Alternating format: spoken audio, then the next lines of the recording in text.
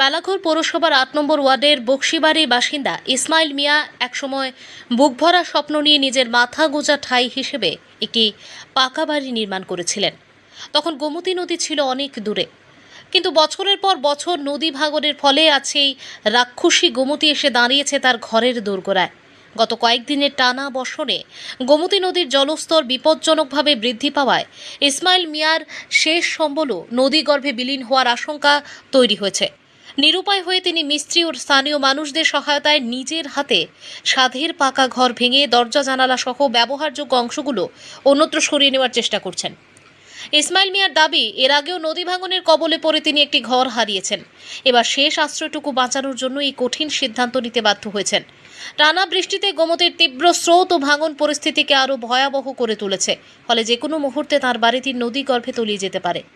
তবে এই দুর্দশা শুধু ইসমাইল মিয়ার নয়, বালাঘোর পৌরসভার ৭ ও ৮ নম্বর ওয়ার্ডের নদী তীরবর্তী প্রায় ৩০০টি পরিবার একই আতঙ্কে দিন কাটাচ্ছেন। স্থানীয় বাসিন্দা আবু তাহের মেম্বার এবং মনিরুজ্জামান সহ অনেকের বসত ভিটা এখন নদী ভাঙনের মুখে। বছরের পর বছর ধরে গড়ে তোলা বসত বাড়ি ও পূর্বপুরুষের ভিটেমাটি হারানোর শঙ্কায় রয়েছেন তারা। ক্ষতিগ্রস্তদের অভিযোগ, বারবার প্রশাসনের দৃষ্টি আকর্ষণ করা হলেও এখনও পর্যন্ত স্থায়ী নদী প্রতিরোধ ব্যবস্থা কিংবা পুনর্বাসনের কোনো কার্যকর উদ্যোগ নেওয়া হয়নি। ফলে প্রতিদিনই অনিশ্চয়তা ও আতঙ্কের মধ্যে জীবন কাটাতে হচ্ছে নদী তীরবর্তী মানুষদের।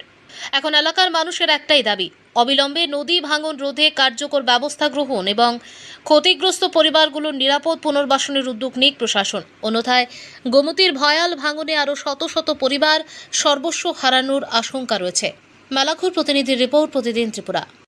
অনেক তো আমরা তেমন লাগছে না যাইতাম তবু স্যার সাইকেলে খাইছি এটা নিয়ে থাই ভোটটা নিয়ে সরকার দেয় দিলে পরে বাঁচাই দিলে আমি হিসেবে রয়েছি। এখন তো বোল্টার তো সেকশন হয়েছে, সম্ভবত সামনে শীতের সিজনে কাজ ধরবে। এরপরে কি আপনার গোটা রিক্সা আছে? এরপরে রিক্সা কিতে ভাঞ্জালং লাগতেছে এত রিক্স। আপনার কি নাম? আমার নাম ইসমাইল মিয়া। পৌরসভার কত নম্বর ওয়ার্ড? ৮ নম্বর ওয়ার্ড।